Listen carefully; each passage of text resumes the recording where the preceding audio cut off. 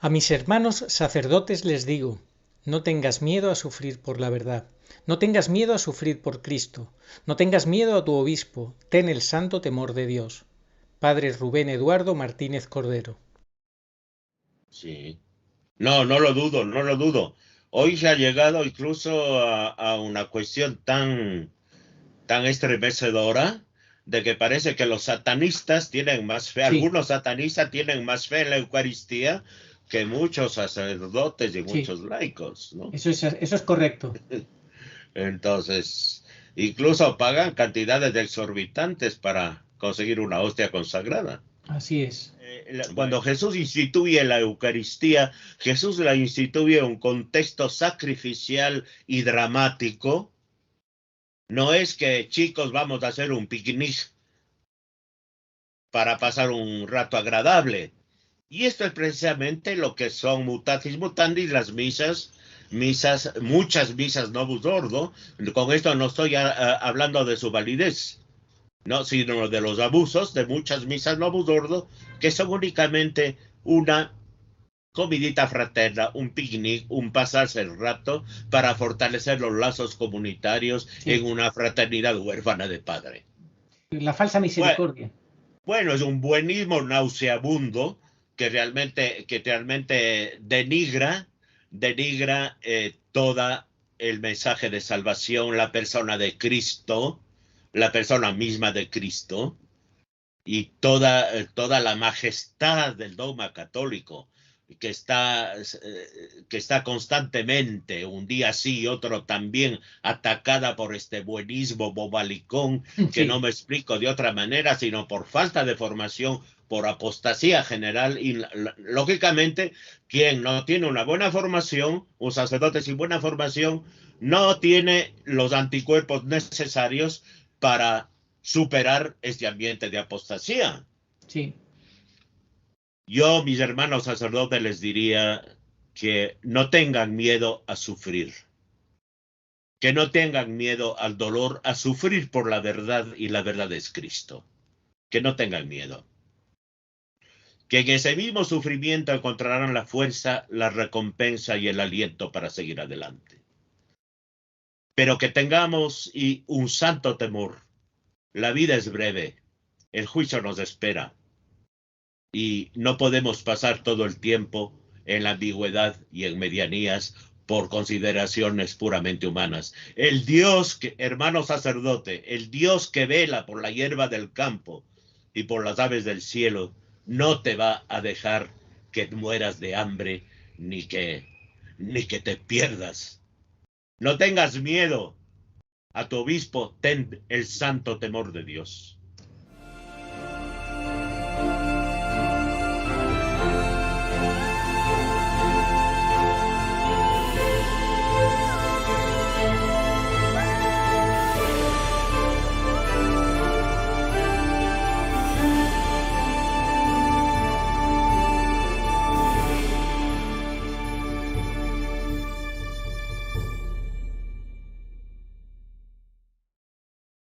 Muy buenas, saludos cordiales en Cristo y María.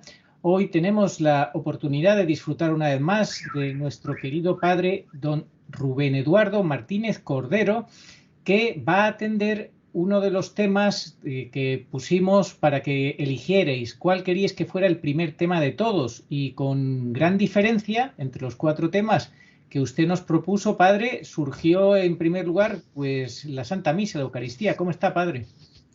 Bien, gracias Arturo. Espero que por allá también estén bien, en medio de este vendaval que vivimos, ¿no? Sí, desde luego. Estamos pasando Vamos a ver, los temas que teníamos, padre, que habíamos ofrecido cuatro temas según sus sugerencias eran María Santísima, Santo Sacrificio del Altar, Revelación Divina, Sagrada Escritura, Tradición, Magisterio y la Santa Madre Iglesia. Pues bien, el resultado fue así, concretamente.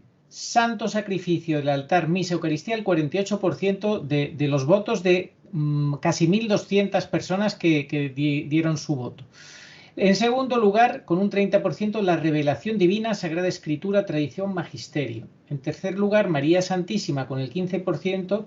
Y en cuarto lugar, la Santa Madre Iglesia con solo un 7%. ¿No es llamativo esto, padre? El solo el Es llamativo. 7%. Por un lado, me parece que se muestra una vez más el sentido común de la fe de los fieles, porque la Eucaristía es el corazón de la Iglesia. Y claro, creo que el Espíritu Santo ha guiado a que pidan que sea tratado primero ese tema. Sí, Sí, entonces, en primer lugar, el santo sacrificio de la misa, con eso. sí.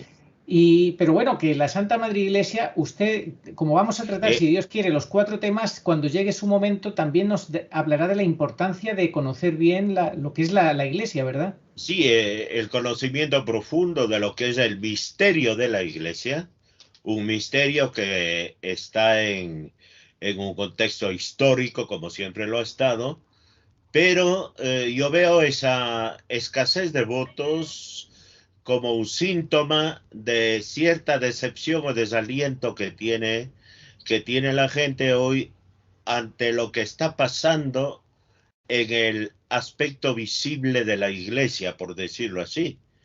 Y entonces la gente pues no se hace muchas florituras sobre para entender qué es la iglesia, es lo que ve, es el papa, es esto y ya queda, ¿no? Entonces ahora está con tanta distorsión, tanta relativización del papel de la iglesia, poniéndola a nivel de una mega ONG para una promoción humana horizontalista, más que promoción humana humanitarista, nada más, pero ha perdido en el sentir común de la gente. La iglesia es vista hoy no como la esposa de Cristo, no como el cuerpo de Cristo, sino como una institución de beneficencia. Tal Institución cual. de beneficencia en la que Bueno, hay que luchar por lo material, nada de vida eterna, nada y de eso, unión con Dios, etcétera, ¿no? y eso por ser generosos, porque realmente lo que está es Sí, sí, por cierto. para servir a la ONU. Exactamente. Al Así patrón. que ya podemos entrar de lleno, Sí. ya hemos tenido una introducción. Vamos a hablar sobre la Santa Misa y cómo nos quiere usted enfocar el tema, padre. Bueno, y ante todo, lo que debemos tener presente que no puede existir iglesia sin Eucaristía y tampoco Eucaristía sin iglesia. La Eucaristía es el sacrificio de la iglesia. Y digo intencionadamente sacrificio, porque precisamente esta idea de sacrificio eucarístico es la que está hoy puesta entre paréntesis o silenciada. Y a veces el silencio es una forma categórica de negación, ¿no? Muy a menudo, sobre todo en cuestiones de suma importancia, como es la Eucaristía, que tiene una importancia prioritaria, contiene todo el misterio de la salvación, realizado y perfeccionado en Jesucristo. Pues bien, la Eucaristía es la renovación y representación, que en el sentido no teatral, sino en el sentido de que vuelve a hacerse presente con la misma realidad y la misma eficacia el sacrificio del Calvario. Lo único que cambia es la forma en que se hace presente esta realidad. En el Calvario, en el único sacrificio de Cristo que se perpetúa a través de la historia hasta la consumación de los siglos, en el Calvario fue un sacrificio cruento, es decir, con derramamiento de sangre. Y en la celebración de la misa se trata de un sacrificio sacramental o incruento sin derramamiento de sangre física visible. Pero no se trata de diversos sacrificios como era la objeción de los protestantes, porque el sacrificio de Cristo en el Calvario es único, único, y al ser el sacrificio de un hombre Dios, tiene un valor infinito y tan potente que no está condicionado por los límites del tiempo ni del espacio, y se hace presente de modo íntegro en cada celebración. El mismo y único sacrificio de Cristo. No se trata de multiplicación de sacrificios. Es el mismo y único sacrificio de Cristo que se hace presente en nuestro tiempo histórico y en nuestra realidad geográfica, donde se celebra válidamente la Santa Misa o Santo Sacrificio de la Misa. Por desgracia, después del Vaticano II, bueno, antes de seguir esto,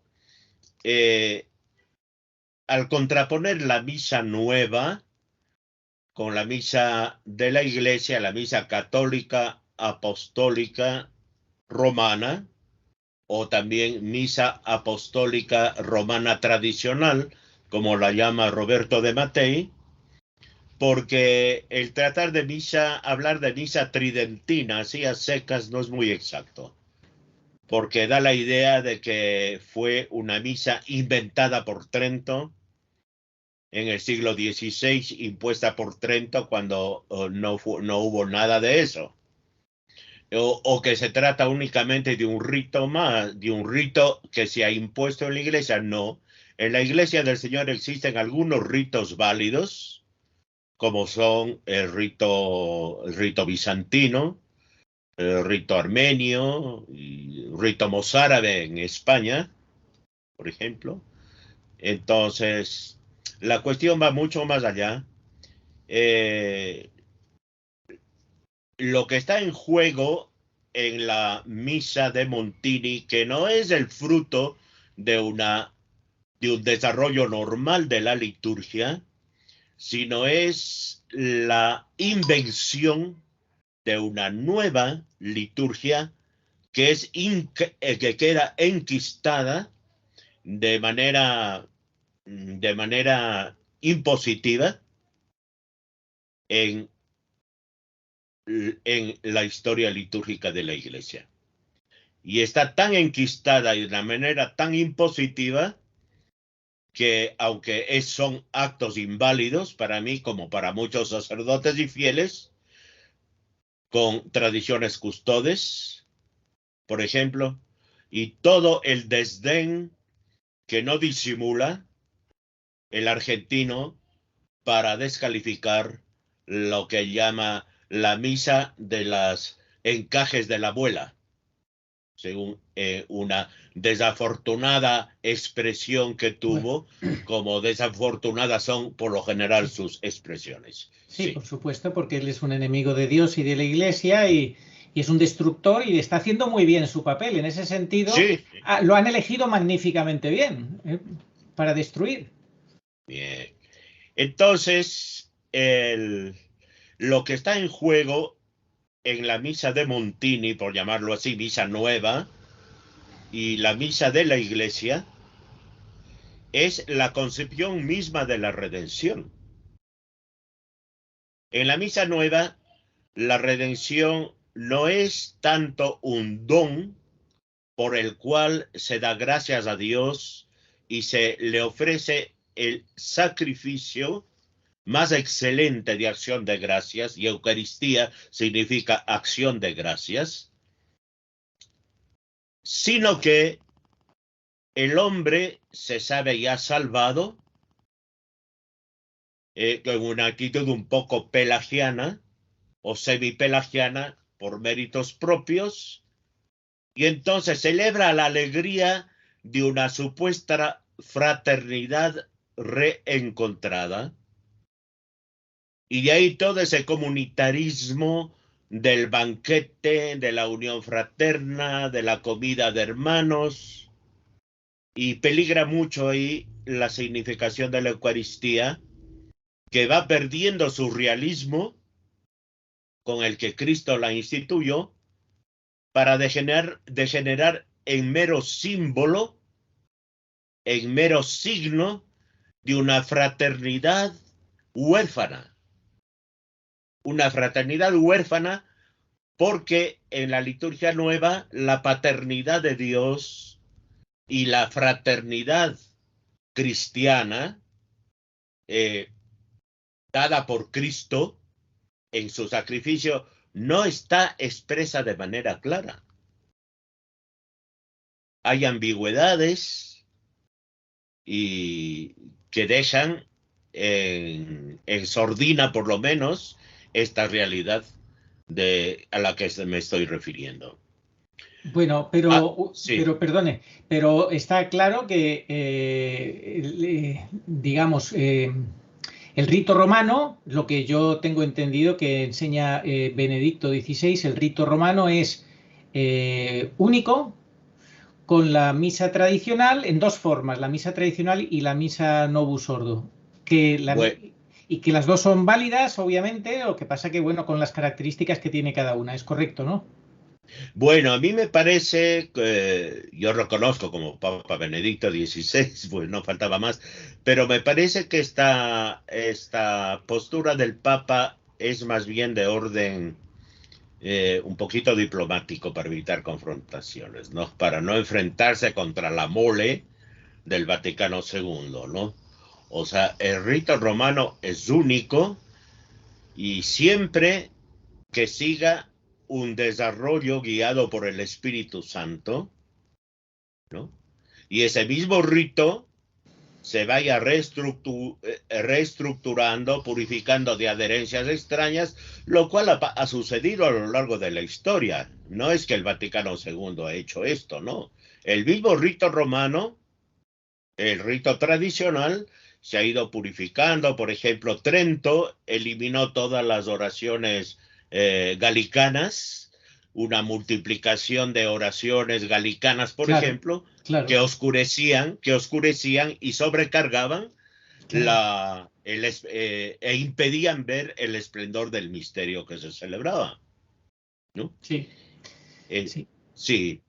Adelante, sí, Arturo. No, en definitiva, pues que claro que la tradición tiene que ser viva y puede estar abierta pues a todas estas cosas y modificaciones y tal, porque lo ha habido constantemente, obviamente. Y bueno, lo importante es mantener el equilibrio y no irse a un extremo o a otro. Y bueno, yo a Benedicto sí le he escuchado tratar como de, no sé exactamente qué es lo que él pretendía, si hacer una síntesis de las dos formas, la ordinaria y la extraordinaria, y no lo sé, pero bueno, el caso es un poco lo de la hermenéutica de la continuidad, algo así, por ahí va la cosa también, ¿no? Ya. Lo que es absurdo, desde luego, es esta guerra, pero no es absurdo sabiendo quién es el personaje, quién está detrás de él, a quién sirve. Esta guerra contra la misa tradicional no tiene ningún sentido, obviamente, y deberían de convivir las dos formas, la ordinaria y la extraordinaria, así se le llama. Tampoco me parece que sea muy afortunado llamarlo así, pero bueno, así es como estamos. Y el caso es que el Señor se hace presente en las dos misas y esto está dando hoy en día, usted lo sabe también, lugar a muchos debates, a muchas posturas extremistas que hacen que la gente se sienta mal, porque claro, usted ha conocido, por ejemplo, la misa tradicional en el 2016, usted la ha aprendido, usted la celebra, usted es sacerdote, pero ¿cuánta gente que no puede asistir a misas como le gustaría, como Dios manda, como dice el dicho popular, como Dios manda y que se celebran como quiera que sea, pero la gente tiene necesidad de ir a misa y le dicen, no vayas a la misa, no Novus Ordo, porque por esto y por esto y por esto, o porque si se nombra Bergoglio y te pones en comunión con un hereje y eso tal y cual, todo esto está generando mucha confusión y mucho malestar en la gente, ¿no le parece? Bueno, esa postura me parece absurda y casi diría satánica un poco, ¿no? Porque siendo honesto conmigo mismo tendría que negar las validez de las misas Novus Ordo que celebré. Claro. Más Claro. de 10 años tendría que negar. Así Entonces, es. y admitir que yo he estado vilmente engañado por Dios y que yo he estado engañando a la gente, ¿no? Claro. Porque hay que distinguir un poco entre lo nuclear de la Santa Misa y elementos litúrgicos que son secundarios, reformables y a veces incluso prescindibles, como ha demostrado la historia de la liturgia. No. Pero lo esencial de la Santa Misa, las condiciones de validez de la Santa Misa, son las que siempre ha reconocido la Iglesia y nos ha puesto por delante, ¿no? Primero, un sacerdote válidamente ordenado. Los sedevacantistas, entre paréntesis, no reconocen la validez de nuestras oraciones. En segundo lugar, la intención de parte del sacerdote, que es el hombre del sacrificio, que actúa in persona Christi y desafortunadamente rebajado por el Vaticano II a presidente de la comunidad. Ya no se le llama el sacerdote in persona Christi, sí, oficialmente sí, pero si tú ves el misal, la introducción al misal del Novus Ordo, hay el sacerdote llamado presidente de la comunidad o presidente de la asamblea. Esos ¿no? son los abusos posteriores al Vaticano II. Sí, O sí. sea, No, estos son los abusos posteriores al Vaticano II y claro, Pablo VI tenía su factotum a este funesto personaje, más bien funestísimo, Aníbal Buglini, ¿no? Que fue el autor de todo el desastre litúrgico. Claro. Es que la infiltración de los enemigos, Un masón. Sí, claro, hasta que lo descubrió, por lo visto, Sí, y lo sí. mandó muy lejos, ¿no? Sí, sí. Entonces, los elementos esenciales es eso, la intención, la materia legítima, pan de trigo no fermentado en la tradición latina. En la tradición oriental utilizan el pan fermentado. Este es un elemento, por ejemplo, que no es esencial, el que esté fermentado o no fermentado, ¿no? Pero lo esencial es que sea pan de trigo. No como se quería hacer aquí en ciertos padres extranjeros, misioneros, acá en la zona de la Amazonía, consagrar el pan de yuca o el pan de papa o cosas por el estilo, ¿no? O la chicha en vez del vino. Y el vino tiene que ser de uva, sin aditamentos de ninguna especie, de ninguna sustancia, de uva. Sí. Luego, las palabras de la consagración, Exacto. que tienen que ser exactamente dichas. Y no hay que olvidar que la consagración empieza desde la epiclesis, desde que el sacerdote impone las manos sobre la oblata, es decir, el pan y el vino que están ahí presentados, para que el Espíritu Santo que fecundó el vientre de la Virgen María, para que el Hijo de Dios hiciese hombre, ese mismo Espíritu Santo fecundase o transforme ese pan y ese vino en el cuerpo y la sangre del Señor. Están, creo que 4 elementos, ¿no? Sí, sacerdote válidamente ordenado, los elementos, la materia, pan y vino. La intención. Sí, la intención y la consagración, las palabras. Las palabras de la consagración. En estos elementos hay muchos abusos. Dejemos la intención un momentito para más adelante. Sí. Hablemos, por ejemplo, sobre el sacerdote válidamente ordenado.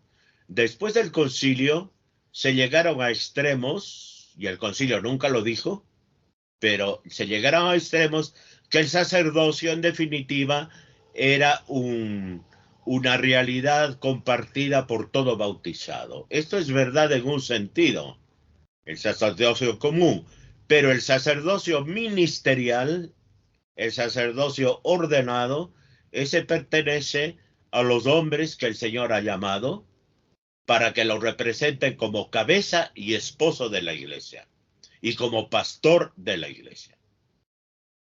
Sí, En su buena presbíteros. confesión, incluso habían laicos que celebraban la misa y sacerdotes que asistían a la misa del laico. No, eso es una barbaridad. Eso son Sí. lo que se llaman las celebraciones de la palabra, que es diferente. No, eso aparte de las celebraciones de la palabra, se tenía como misas, en Bueno, que el laico pronunciaba las palabras de la consagración y el sacerdote devotamente estaba atendiendo ahí. bueno, eso es una Tipo de barbaridad. aberraciones. Sí, Claro, claro, aberraciones de todos los colores, por supuesto. sí, sí. Sí, bueno, pues lo importante entonces es que eso, que la misa sea válida por encima de todo, ¿verdad? Y las palabras de la consagración, Sí, por porque supuesto. hoy el relato de la consagración que pertenece a la forma de la consagración dice, estando Jesús reunido con sus amigos y amigas, por Sí, claro. ejemplo, ¿no? Esa es consecuencia de haber desvirtuado la misa como sacrificio. Es que cuando Jesús instituye la Eucaristía, Jesús la instituye en un contexto sacrificial y dramático. No es que chicos vamos a hacer un picnic para pasar un rato agradable. Y esto es precisamente lo que son mutatis mutandis las misas, muchas misas novus ordo. Con esto no estoy hablando de su validez, no, sino de los abusos de muchas misas novus ordo, que son únicamente una comidita fraterna, un picnic, un pasarse el rato para fortalecer los lazos comunitarios en Sí. una fraternidad huérfana de padre ¿Y y de madre. qué piensa de esta corriente que ha alentado don Minutela de no ir a las misas porque se nombra Bergoglio, es estar en comunión con un hereje y te conviertes en hereje y no sé qué y no sé qué Yo más? en esto discrepo totalmente de don Alejandro Minutela. Me parece un abuso excesivo de su posición de sacerdote que ha suscitado en muchísimas almas, no solo en Italia, sino fuera de Italia, una dolorosa perplejidad constante y un constante estado de ansiedad, porque no todos tienen la oportunidad de ir a la misa celebrada en la forma tradicional, ¿no? Entonces, ¿qué queda? Padre, incluso padre, yo no tengo oportunidad de asistir a una misa tradicional, no hay en mi pueblo, en mi ciudad. La única que tengo es esta misa. Pues anda tranquilamente. Con que se den las condiciones de validez mencionadas antes, suficiente. Pero la actitud de un Minutela me parece una especie de terrorismo espiritual. Ya, De terrorismo espiritual. bien. Porque yo lo he escuchado decir que quien celebra en unión con Bergoglio, una cum Francisco, es un hereje porque está en comunión con un hereje. O sea Y que eso usted, no es claro, usted ha sido un hereje durante unos años, padre. claro. Sí. Bueno, yo Vale. nunca tuve la dicha. Yo, yo cuando estuve ahí, trataba de evitar nombrar a Bergoglio, decía por Co- el Papa. consiguió, desde el Conseguí 2000. decirme, pero ya eso fue ya lo que no chorrea, gotea. Claro. Ya se fueron dando cuenta y creo por ahí fue una de las causas de que no se sintieron tan bien con mi persona. Bueno, Ah, estupendo. Bueno, pues entonces seguimos dando un repaso sí, a este tema que sí, usted sí, nos ha adelante, preparado. Arturo. Eh, Decíamos pues que sí, aquí la palabra teológica que suscita alergia en el modernismo, urticaria, es la palabra transubstanciación. Incluso para adaptar a la sensibilidad del hombre moderno el misterio de la Eucaristía, no faltaron teólogos como Schillebeeckx, sí. holandés, que hablaba de transignificación o transfinalización, también otro, ¿no?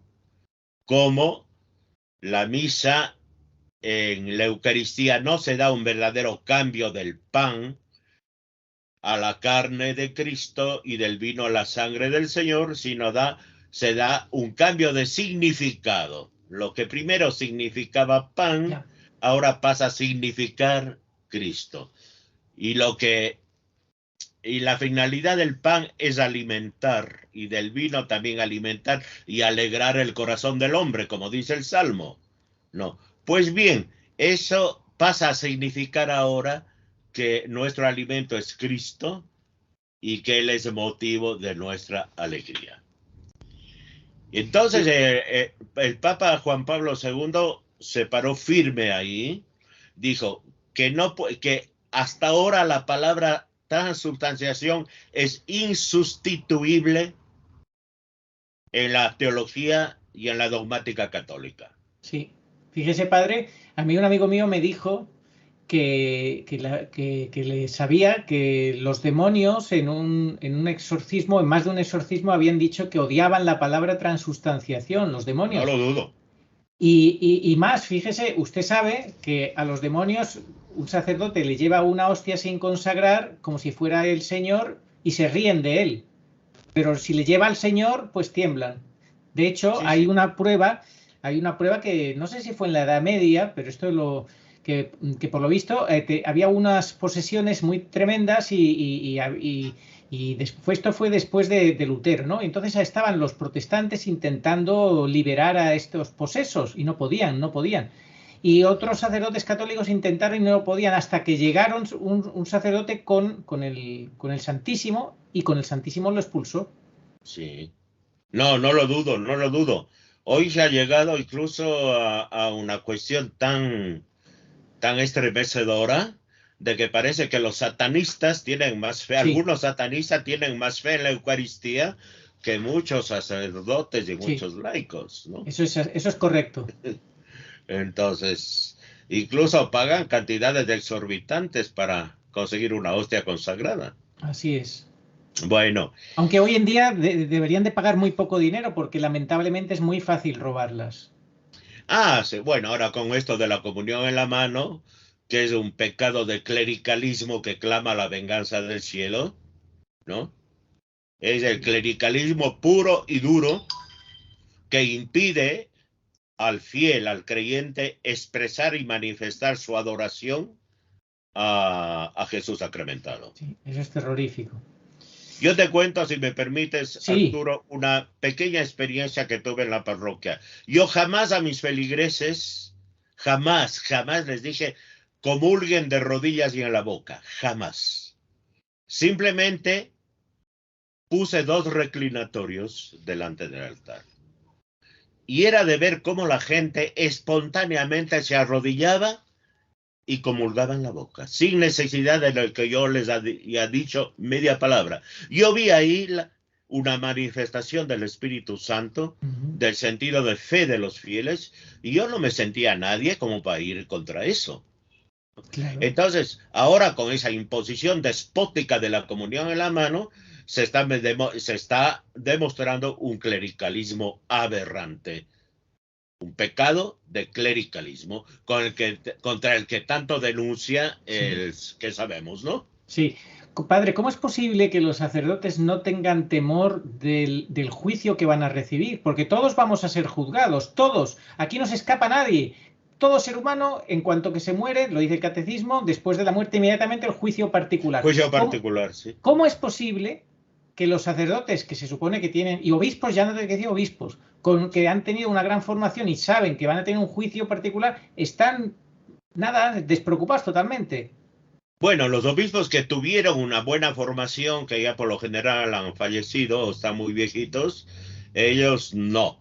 Pero las nuevas tandas de obispos, pues yo sinceramente dudo en la calidad de formación de ellos. Sí. Y toda esta cuestión de que tú hablas de la falta de temor al juicio, yo solo me explico en un contexto, en un ambiente de apostasía generalizada. Sí. No encuentro otra explicación, porque uno tiene que ser sacerdote con temor y temblor, ¿no? Sí, como dice, temor y temblor, no es una cuestión esta. Y somos sacerdotes para las almas, para los fieles, no somos sacerdotes para nosotros mismos. Pero ahí tienes, así están las cosas. Bien. Tal cual, muy buen recordatorio. Somos sacerdotes con vosotros, cristiano, para vosotros, sacerdote, decía San Agustín. Exactamente, exactamente, Así eso lo es. somos. ¿Y Trento? ¿Qué nos dice de Trento? ¿Trento Pues, qué nos dejó? ¿Qué nos dejó enseñado sobre la Eucaristía? antes de Trento había una multiplicidad de ritos, de ritos que tenían menos de 200 años y, y diversos misales, ¿no? Y en esos ritos se iban añadiendo y quitando cosas, algunos eran muy sobrecargados, otros eran muy flacos en su expresión litúrgica. Entonces lo que quiso Trento es poner orden en esto y unificar el rito romano. Ojo, no estoy diciendo que con los ritos anteriores a Trento no haya habido transubstanciación, porque a pesar de la multiplicidad de ritos se conservaban estos elementos esenciales Sí. de los que hablábamos. Pero lo que hizo Trento es codificar, por decirlo así, todos estos ritos y constituir un rito único para toda la iglesia latina, para la iglesia romana, respetando los ritos que tenían más de 200 años de antigüedad. Y por tanto, estos ritos que venían respetados eran ritos perfectamente válidos, como tenemos el rito bizantino, tenemos el rito mozárabe. Claro que estos ritos venerables, como el mozárabe, también fue víctima de la reforma litúrgica, igual que el rito ambrosiano en Milán, que fue víctima de la reforma litúrgica y también quedó en una especie, en una liturgia un poco insípida, ¿no? Entonces lo que hizo Trento es codificar esto, pero antes de codificar, el que realmente codificó es el Papa Pío V.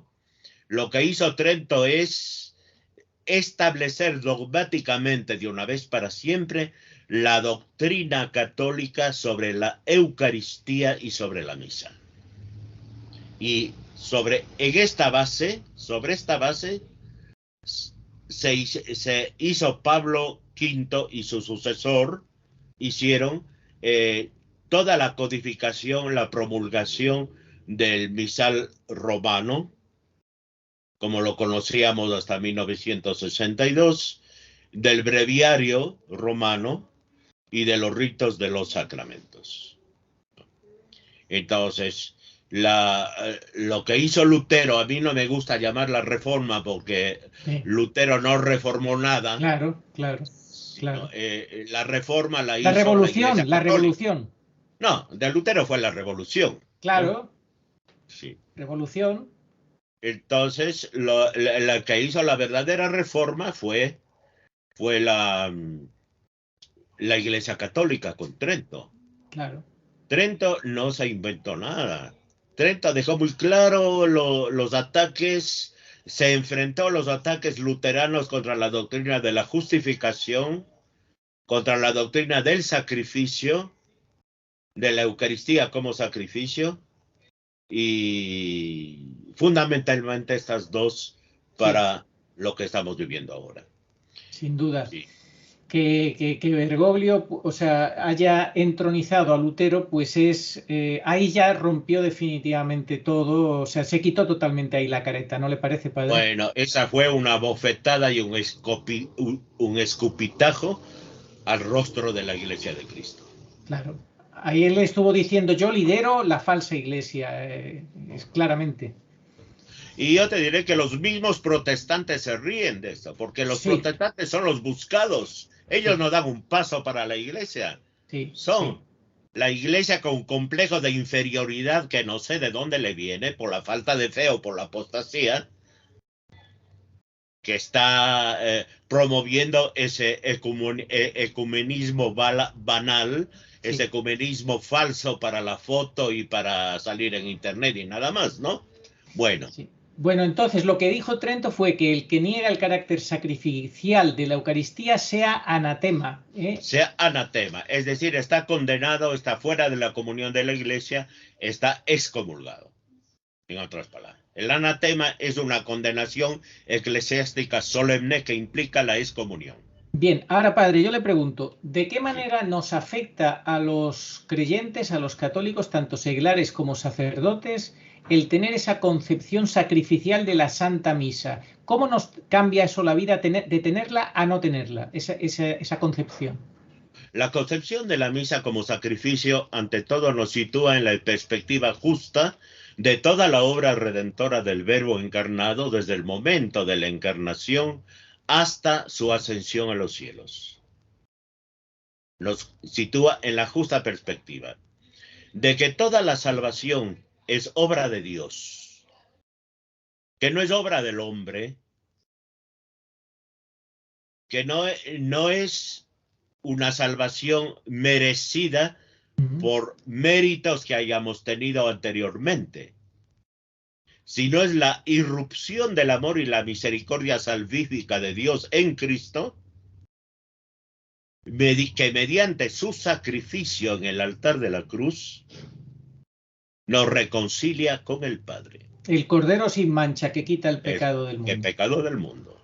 Entonces, nos reconcilia con el Padre. Y al reconciliarnos con su Padre, solamente a partir de esta reconciliación es posible la auténtica fraternidad humana. Claro. La otra fraternidad es masónica. Sin duda. No. La fraternidad cristiana es fraternidad en la caridad, en la verdad y en la celebración de la fe. Entonces, cambia totalmente de perspectiva. El sacerdote toma conciencia de que actúa in persona Christi o que es un alter Christus, ¿no? Y por tanto ya no se deja marear por el afán de querer ser aceptado por el mundo, por los ambientes mundanos, por el afán de caer bien a los demás y de asegurar, a base de su simpatía, unos pingües ingresos económicos en su parroquia. Estoy un poco caricaturizando, pero la realidad es esta, ¿no? Así es, así es. Fíjese, en ese sentido hay un testimonio de un sacerdote que tuvo un accidente de tráfico, su alma salió del cuerpo, tuvo su juicio particular y se iba a condenar porque él quería ser como los laicos, no quería predicar ciertas cosas, quería caer bien a la gente, lo que usted está diciendo. Y el Señor le dijo, has sido un mal sacerdote que has vivido durante 12 años solo para ti. Ya sabes lo que te espera, ¿no? Y él agachó la cabeza, no se atrevía a mirar al Señor, sabía que se iba a condenar y la Virgen intercedió por él y le dieron una nueva oportunidad. Y le dice la Virgen a su hijo, ¿y si le damos nuevas gracias a ver si da fruto? Y le dije, algo escuché sobre esto, pero realmente me parece impresionante lo que me cuentas. Es impresionante ese testimonio. Le recomiendo mucho que lo vean a todos los sacerdotes y a todos los seglares, porque esto a todos nos afecta. Eso salió en Madre Angélica, en el canal de Madre Angélica. Durante más de una hora dio su testimonio el padre Stephen Shire. Le recomiendo, yo le pasaré para que lo vea. Por favor, me In 1985, Father Stephen Shire, a Catholic priest, had a head-on collision with a truck and found himself before the judgment seat of God, where he says he was condemned to hell. I could not stand peer pressure. In other words, I wanted to be one of the guys. Now, the priests at this time seemed to find a need to be just one of the guys too, a layperson. And that was shown more from the pulpit than any place else in my dealings with priests and the laity, because priests would get up and talk about peace, love, and joy, not morality, dogma, and what the church is all about. Because this made one unpopular. And God help if a priest was unpopular, because that means the money didn't come in. So to keep the money coming in, you had to tell people what they wanted to hear. I was before the judgment seat of our Lord. I did not see him. There was much said in regards to my life. The only thing that I did when I heard about particular instances was internally say, yes, that's true. There was no rebuttal. At the end of his speaking, he said, the sentence that you will have for all eternity is hell. I thought internally, I know, this is what I deserve. At that moment, I heard a female voice. The voice said, son, would you please spare his life? Our Lord said, Mother, he has been a priest for 12 years for himself and not for me. Let him reap the punishment he deserves.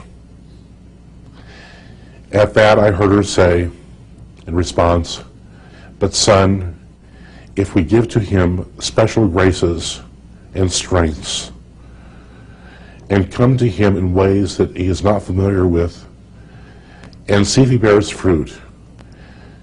If he does not, then your will be done. There was a very short pause, and he said, Mother, he's yours. Her son gave the human race to her at the foot of the cross when he said, woman, behold your son. At that moment, she took on all of us as her children. We have an advocate in heaven, an advocate to whom God the Father and his Son and the Holy Spirit, her spouse, are unable to say no to. It's impossible for them to say no to her. Isn't that the kind of person that we would like on our side all the time? Sí, muy interesante, muy interesante. Entonces, Seguimos. Al concebir la Eucaristía como sacrificio, el sacerdote sabe que es el hombre ante todo para el sacrificio. Claro. Ante todo para el sacrificio. Sí. Y el sacerdote que olvida esto, quiera o no quiera, termina por mundanizarse y por no dar importancia al sacrificio o Claro. por celebrarlo de una manera rápida, banal, irreverente, porque tiene cosas más importantes que hacer, como las reuniones. El sacerdote que ha perdido esta perspectiva sacrificial prefiere interactuar, como se dice ahora, con grupos, no con almas individuales que exigen mucho esfuerzo, no como prefieren quedarse con las 99 ovejas que salir en busca de la oveja perdida. Padre, porque caen también en el buenismo, pierden la noción de pecado, el sentido de pecado y creen que todos están salvados sí o sí, ¿no? La falsa misericordia. Bueno, es un buenismo nauseabundo que realmente denigra todo el mensaje de salvación, la persona de Cristo, la persona misma de Cristo y toda la majestad del dogma católico que está constantemente, un día sí y otro también, atacada por este buenismo bobalicón, que no me explico de otra manera, sino por falta de formación, por apostasía general, y lógicamente, quien no tiene una buena formación, un sacerdote sin buena formación, no tiene los anticuerpos necesarios para superar este ambiente de apostasía. Sí, así es. Bueno, entonces, si le parece, pasamos al siguiente punto. Sí, hemos hablado ya sobre el carácter sacrificial de la Eucaristía, creo, ¿no? Sí. Creo que ha quedado claro. Yo creo que sí. Y el sacerdocio ministerial. El sacerdote tiene que ofrecer el sacrificio de Cristo que se entrega para la expiación de los pecados de la comunidad, ¿es así? Exactamente. El sacrificio de la misa tiene tradicionalmente en la doctrina católica 4 fines. Sí, vamos a el fin latréutico, la perfecta adoración que ofrece Cristo al Padre, y nosotros, unidos con Cristo, miembros de la Iglesia, adoramos al Padre. Fin latréutico. Fin eucarístico es la perfecta acción de gracias que damos a la Trinidad ofreciendo el sacrificio perfecto de la cruz. Está la treutica eucarística propiciatorio, es decir, el sacrificio que nos reconcilia, que nos hace propicios al Padre, que Dios nos mira con benevolencia porque mira la sangre de su Hijo derramada en la cruz. Sí. Sabemos que el lenguaje teológico es analógico. El lenguaje teológico, en definitiva, es un lenguaje humano que trata de penetrar el misterio. Y este lenguaje humano tiene que utilizar imágenes. Dice, ¿por qué reconciliarnos con un Dios airado, un Dios colérico? No. Nosotros entendemos la ira y la cólera según las experiencias humanas que hemos tenido, personalmente o con otras personas. Pero la cólera divina ya confina el misterio. La cólera del amor que no es amado. Eso ya confina el misterio y la mística, ¿no? Pero no se trata de aplacar a un Dios que tenía sed de la sangre de Cristo, como dicen los objetores de la misa con sacrificio. Un Dios vampiro que quería la sangre de su Hijo. No se trata de eso. Porque de alguna manera en la pasión de Cristo, como las personas de la Trinidad por la concomitancia están siempre presentes, participan de ese dolor dramático del amor redentor y no aceptado, participan también el Padre y el Espíritu Santo. A lo mejor digo una herejía, pero quiero decir con esto que toda la Trinidad está implicada en el misterio. Sin duda. Si unus de Trinitate passus est, es decir, si quien sufrió es una persona de la Trinidad, en su pasión se halla presente toda la Trinidad, y por consiguiente también el Padre y el Espíritu Santo. Papa Juan Pablo II, Audiencia General, miércoles 10 de junio de 1998. Estábamos hablando de los cuatro, Las cuatro. Sí. El atréutico, eucarístico propiciatorio e impetratorio. Impetratorio, es decir, que suplicamos y pedimos a Dios por nuestras necesidades espirituales, materiales, humanas. Pedimos por vivos y por los difuntos, porque lo hermoso que en el santo sacrificio de la misa, que está presente completo el misterio de la Iglesia. La Iglesia triunfante, que recibe junto con la Trinidad este sacrificio y lo vuelve a ofrecer, por decirlo así, a Dios. La Iglesia peregrina, que somos nosotros, la comunidad con el sacerdote que ofrece el sacrificio, y la Iglesia que está en vías de purificación, o Iglesia de los difuntos, por quienes ofrecemos el sacrificio. Que fíjese que yo escuché que cuando el sacerdote levanta al Señor después de la consagración y lo muestra, lo levanta en alto ante todos los fieles, dice que las almas del purgatorio sufren ahí un gran refrigerio, son consoladas abundantemente. Cuanto más tiempo lo tenga, casi que más lo agradecen. Y sin embargo hay sacerdotes que suben y bajan rapidísimo. Bueno, porque es que hay que despachar pronto eso, porque hay muchas reuniones. Tenemos la reunión. Ya sabe que el sacerdote que está tibio en su fe, el sacerdote que no ora, el demonio le castiga con reuniones. Sí, ¿no? sí. Reuniones con las que no se logra nada. Sí. Por más sinodales que sean. Bueno, sigamos adelante. Sigamos no me jales adelante. la lengua. Sigamos adelante, sí señor. Pues estamos ahora, por ejemplo, vamos a hablar del Cristo instituye la Eucaristía y el sacerdocio ministerial como elementos inseparables de una única y misma realidad. ¿Me puede explicar eso? Ya. Cuando Jesús instituye la Eucaristía y en la misma ocasión el sacerdocio católico. La Eucaristía, pues al tomar las especies, el pan y el vino y darlos a sus apóstoles como su cuerpo y su sangre.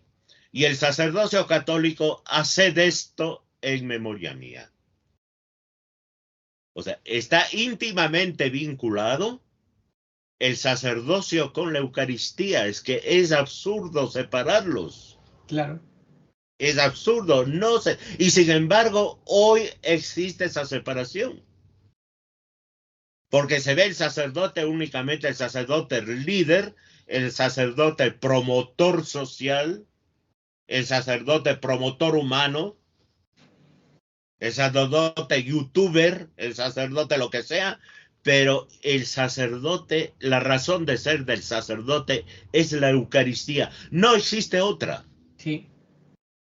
Y todas las demás opciones que pueda tener, la opción por los pobres, por los desposeídos, lo que quiera, provienen de esta opción fundamental, para utilizar el lenguaje moderno, esta opción fundamental de Cristo, por Cristo. Claro. Es que todo lo demás brota de ahí, todo lo demás. Así es. Si escucháramos lo que han dicho los santos sobre lo que es una Santa Misa, ¿verdad? Una Santa Misa que algún santo decía, creo, no sé si es Padre Pío, bueno, algún santazo decía, que hace falta una eternidad para prepararla, una eternidad para celebrarla y una eternidad para dar gracias.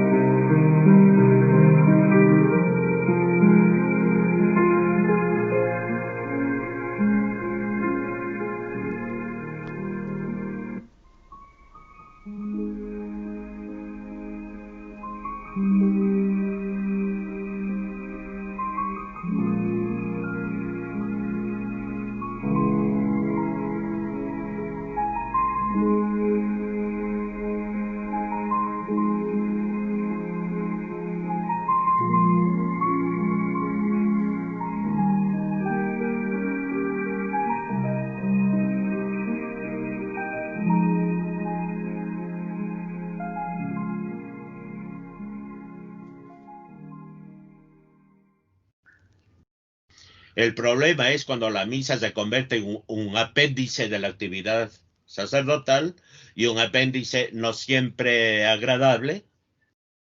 Y claro, y si no hay mucha remuneración económica de por medio, pues menos agradable. Sí, lamentable, sí. Cuando se convierte el sacerdote en un funcionario de lo sagrado, como funcionario de lo sagrado. En el mejor de los casos, un funcionario de lo sagrado. Se pierde el carácter sobrenatural, se pierde la oración, se pierde la visión sobrenatural, que es para lo que está el sacerdote, para crucificarse con Cristo y hablar a la gente de Dios. Es que no es otra la misión del sacerdote. Claro. Es anunciar a Cristo, ofrecer a Cristo, claro. y todo ahí. Están claro. Los sacramentos ahí. Claro, para... Sí, está ahí, celebrar los sacramentos y hacer presente a Cristo, la luz de Cristo que se hace presente con la transustanciación. Ahí se hace presente la luz de Cristo, el mismo Cristo que es la luz del mundo, y dice el Señor que nadie enciende una luz para luego apagarla, ¿no? O esconderla.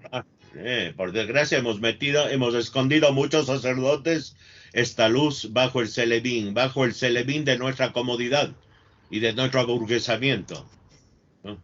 Así es, bueno, bendito sea Dios que a todos nos da nuevas oportunidades. Lo que pasa es que no podemos jugar con fuego porque llegará el día de la muerte, el día del juicio y, en fin, hay que tomarse esto en serio, que Dios nos ayude para dar mucho fruto.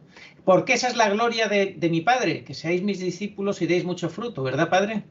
¿Verdad? Exactamente, Arturo. El sacerdocio ministerial tiene un triple munus o triple ministerio. El munus profético, es decir, la predicación, el anuncio de la palabra. El munus sanctificandi, el ministerio de la santificación, es decir, la celebración de la Eucaristía y de los demás sacramentos que de una manera brotan o convergen en la Eucaristía, que es el sacramento por antonomasia. Fuente de todas las gracias. Sí, fuente de todas las gracias. Y el munus regendi, es decir, el ministerio de guía, el ministerio pastoral de la comunidad. Y estos tres deberes o tres ministerios lo cumple anunciando la palabra de Cristo, tal como la ha vivido la tradición de la Iglesia y lo ha explicitado el magisterio legítimo. No dando sus opiniones personales. Exacto. No dando sus opiniones personales. El sacrificio, el ministerio de santificación, la misa y los sacramentos, celebrando dignamente, porque Dios se merece respeto, algo que hemos olvidado. Nos exigimos respeto entre nosotros y hemos olvidado el respeto a Dios. Y el guiar al pueblo de Dios, pero guiar no un grupo de fans, ¿no? Sino guiar al pueblo con la verdad de Cristo, con el anuncio de la vida eterna, que hoy poco nada se anuncia. Sí, claro. Y con el compromiso total con la verdad. O por desgracia, el sacerdote no puede decir lo que a la gente le gusta o le gustaría oír. No tiene que ser ese el criterio de su predicación, de su ministerio, lo que le gusta a la gente. No, es lo que Cristo quiere y lo que Cristo dice y lo que Cristo pide a través de su iglesia. Ahí entra también el aspecto profético, ¿verdad? De anuncio y denuncia, que también muchos sacerdotes se convierten en perros mudos por miedo, por comodidad. Y bueno, pasa lo que pasa, ¿verdad? El silencio de los pastores. De la boca del sacerdote se espera la sabiduría, dice la Escritura. Profeta Jeremías, si no me equivoco. De sus labios se espera la enseñanza. Y en otra parte de la Escritura dice, tanto el profeta como el sacerdote vagan sin sentido por el país. Mutatis mutandis, hoy podemos decir que tanto el profeta como el sacerdote que han abdicado de su misión, vagan sin sentido de reunión en reunión. Sí. No. Tal cual, padre, tal cual. Jesucristo está en estado de víctima en la Eucaristía, porque es la víctima que se ofrece, lo cual no implica que no esté en su cuerpo, sangre, alma y divinidad, y vivo y glorioso como el cielo. Místicamente está en estado de víctima.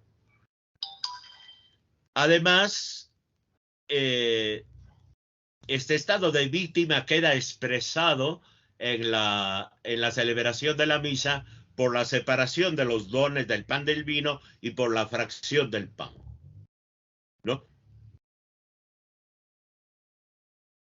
Sabemos la transubstanciación, que es un cambio de realidad. O sea, la realidad del pan se cambia a la realidad total de Cristo, hombre y Dios, en su cuerpo, sangre, alma y divinidad. Eso es lo que expresa la palabra transubstanciación, ¿no? Y Cristo está totalmente presente, absolutamente presente por el principio metafísico de la concomitancia, se halla íntegramente y totalmente presente tanto en las especies del pan como bajo la especie del pan como bajo la especie del vino. De ahí la importancia del cuidado escrupuloso que se debe tener con los fragmentos del pan consagrado y con las gotitas, por mínimas que sean, de la sangre del Señor. Cuidado que hoy ha desaparecido prácticamente. No veo que se usa la patena. Sí. Esto alguien me lo comentaba, que decían, ¿por qué el sacerdote tiene tanto cuidado con el corporal y con todo para recoger todos los pequeños restos que él haya podido desprender cuando ha estado consagrando y todo eso? Y sin embargo, dan la comunión en la mano, se sueltan todas las partículas y que caen al suelo y que eso les da igual. ¿Cómo es posible? No, es que toda esta devaluación del respeto a la Eucaristía en la celebración de la misa se debe a una pérdida de la fe en la presencia real. Así a mí es. No me cabe duda, no encuentro otra explicación, ¿no? Así es. Bien. Por tanto, Cristo está íntegro, todo entero, por concomitancia, tanto bajo las especies del pan como bajo las especies del vino. Y como decía Trento, Cristo está contenido y es inmolado de manera no sangrienta, es decir, incruenta, y por eso decimos que está en estado de víctima, ¿no? En realidad, Cristo es el único y verdadero sacerdote en la celebración de la misa. Es él el protagonista. Por eso, el sacerdote debe celebrar con humildad y sin afán de protagonismo personal.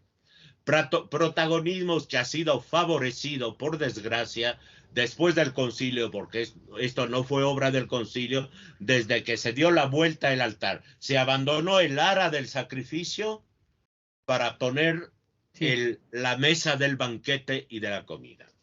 Y para distraerse viendo a la gente, porque también distrae mucho al sacerdote, lógico, ver a la gente. Entonces, el sacerdote es humano, está distraído, claro, tiene que preocuparse de su compostura, y de ahí viene el demonio del protagonismo, del teatro, de la tentación, y entonces asistimos a las barbaridades que vemos cada día. No es que no paran. Sacerdote con todas las vestiduras bailando la samba delante de la mesa o del altar. Otro sacerdote dando el sermón en monopatín eléctrico, no sé qué, bueno, y cosas por el estilo. Sí. Es que son barbaridad tras barbaridad, y no quiero decir, porque cada vez que me duele. Sí. No porque yo sea santo, el super cura, sino porque siempre hay un mínimo. Debe haber un mínimo de sentido común de fe, que por desgracia hoy es el menos común de los sentidos en muchos sacerdotes, ¿no? Así es. Sí. Jesucristo es el verdadero y único sacerdote, y el sacerdote actúa in persona Christi. Y después, pues, San Agustín y los padres de la Iglesia hablan de la Eucaristía como sacrificio. La patrística, que hoy es silenciada en la formación sacerdotal. Yo cuando estuve en mis estudios de teología, en un seminario moderno, en la facultad católica de la Universidad Católica, en el tratado de Eucaristía no se mencionó, el profesor no mencionó ni de pasada la palabra transubstanciación. Todo quedó en el banquete fraterno y en la unión fraterna. Y de ahí, pues, si se pierde el sentido de la presencia real y el sentido de la sacralidad, pues comulgue, comunión para todos, café para todos, ¿no? Y comulgues en las condiciones que estés. Como decía un sacerdote, cuando haces un banquete, una invitación, pasan los invitados que no van a tu mesa, te están haciendo un desprecio. Así estás haciendo tú a Dios cuando no vas a comulgar. Fíjese que el padre Contardo, el director espiritual, un excelente sacerdote, director espiritual del vidente de Peñablanca, de Miguel Ángel Poblete, él contaba un testimonio donde cantidad de cosas que él había visto, él no tenía ninguna duda de la veracidad de esas visiones de la Virgen, de hecho él creo que la vio también, y él cuenta que en una ocasión allí en el cerro celebró una misa y dando la comunión, él no daba la comunión a algunas personas, pero no por nada, sino porque no las veía. y resultaba que es que era San Miguel que le estaba guiando para que diera la comunión solamente a las personas que estaban en gracia y no se la diera a las que estaban en pecado. Impresionante. Bueno, es que hoy es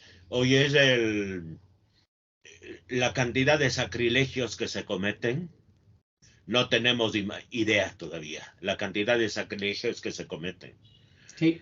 Sí, el señor que ocupa el Vaticano dijo que la Eucaristía es el pan para los enfermos y pecadores, de acuerdo. Sí, pero de como acuerdo. siempre las medias verdades, medias verdades. Sí, pero medias verdades que son peores que una herejía, decíamos a veces, ¿no? Sí, sí, claro. Para nosotros pecadores y enfermos el pan de vida, pero debemos disponernos adecuadamente para someternos a esa terapia divina. Claro, obvio. Claro, obvio. adecuadamente. Y eso nos lo recuerda San Pablo en la primera carta a los Corintios, capítulo 10, versículos 18 al 21, cuando opone la mesa del Señor, la mesa del sacrificio, a la mesa de los demonios. No quiero yo llegar al extremo de tener que decir que hoy muchas celebraciones son la mesa de los demonios. No quisiera decir, espero que equivocarme. Y el que come y bebe indignamente la comunión. Y San Pablo es clarísimo, claro. El que come indignamente claro. y bebe indignamente el cuerpo y la sangre del Señor, come su propia condenación y se convierte en reo del cuerpo de Cristo. Y por esas comuniones indignas, continúa el apóstol, por esto hay muchos enfermos entre vosotros. Así es. Enfermos no solo físicos, sino enfermos moralmente enfermos, psicológicamente enfermos también. Claro. Bueno, es que eso es terrible porque el que se entre en esa dinámica, imagínate, pues pierde toda noción de pecado y ya cómo se va a arrepentir o a confesar si ya lo está haciendo mal y no es consciente o no lo quiere ver o no lo puede ver. Yo considero que es una responsabilidad tremenda sí. de nosotros los sacerdotes el insistir que tienen que estar preparados para recibirle dignamente al Señor. Sí, De lo contrario, nosotros vamos a tener que dar cuenta de miles y miles de sacrilegios cometidos. Tal cual. Fíjese, padre, que yo recuerdo una parroquia que iba yo hace unos años donde tenían, el sacerdote que había en aquella ocasión, porque ya se fue a otra, unas pantallas de televisión cerca del altar donde justo antes de la comunión avisaba precisamente de lo que usted está diciendo. No se puede comulgar si no estás en gracia. Confiésate antes, ve, ahí hay un sacerdote esperando a confesar, pero no comulgues si no estás en gracia. Sí. Ahora no, ahora es para todos, en muchos casos, ¿no? Y lo trágico de todo esto es que ni siquiera en la misa nueva existe una unidad de celebración, porque yo te digo, en la ciudad donde vivo, en la misma manzana de donde vivo, si hay 2 o 3 iglesias, ten la seguridad que en cada iglesia se celebra de manera diferente y cada cura añade su poco de creatividad o quita lo que le parece o pone lo que le parece. Así es. Es que así estamos ahora. Así es. Por eso la Eucaristía es el centro de nuestra vida. Sí, se han olvidado los sacerdotes lo que usted dijo antes. A mí me lo dijo un sacerdote y usted lo ha dicho hoy. Dice, el sacerdote en la misa tiene que desaparecer. Tiene que hacer solo Tiene que desaparecer. Y eso te ayuda mucho cuando celebramos de frente a Dios junto con la comunidad. Claro, sin duda. Claro. Sin duda. Eso ayuda muchísimo. A la concentración. Pero, padre, hay muchos sacerdotes que no se atreven porque sus obispos, yo conozco de hecho un sacerdote que estaba ilusionado de celebrar Ad Orientem, pero no se atreve, porque piensa que le van a dar el chivatazo al obispo y que el obispo le va a regañar. Bueno, ahí entra una cantidad de problemas a considerar. Bueno, el concepto de obediencia, hasta qué punto después las situaciones humanas a las que puede verse abocado el sacerdote, con sanciones, la pérdida de seguridades materiales para sobrevivir y todo, ¿no? Bueno, pero llegará un momento en que el sacerdote que quiera ser fiel a Cristo tiene que dar el paso y asumir las consecuencias. De lo contrario, vamos a estar siempre en la cuerda floja. Usted ha dicho muchas cosas y muchas interesantes para muchos titulares, la verdad, pero si quisiera decir una única cosa a sus hermanos sacerdotes, ¿qué les diría? Yo, mis hermanos sacerdotes, les diría que no tengan miedo a sufrir, que no tengan miedo al dolor, a sufrir por la verdad, y la verdad es Cristo. Que no tengan miedo. Que en ese mismo sufrimiento encontrarán la fuerza, la recompensa y el aliento para seguir adelante. Pero que tengamos un santo temor. La vida es breve, el juicio nos espera y no podemos pasar todo el tiempo en la ambigüedad y en medianías por consideraciones puramente humanas. El Dios, hermano sacerdote, el Dios que vela por la hierba del campo y por las aves del cielo, no te va a dejar que mueras de hambre ni que te pierdas. No tengas miedo. A tu obispo, ten el santo temor de Dios. Amén. Y usted lo puede decir en primera persona porque es testigo de que en su vida el Señor pues no le ha abandonado. Soy testigo y doy gracias a Dios por ello, porque el Señor me levantó de la muerte a la vida, literalmente. Me sacó de la muerte a la vida, porque Amén. yo era un zombie.